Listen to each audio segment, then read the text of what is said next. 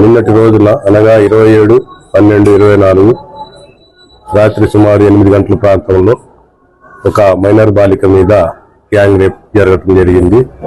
దాని మీద ఇనుకుదురు పోలీస్ స్టేషన్లో కేసు నమోదు చేసి దర్యాప్తు చేస్తా ఉన్నాము.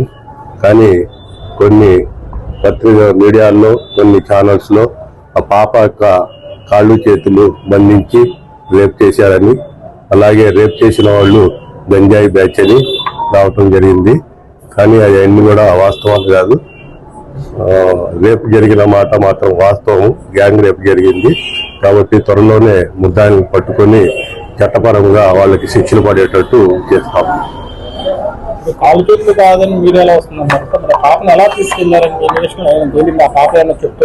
పాప కొద్దిగా షాక్ లో ఉందండి. మా ఉమ్మన్ ఎస్ఐ గారు కూడా విచారిస్తా ఉన్నారు.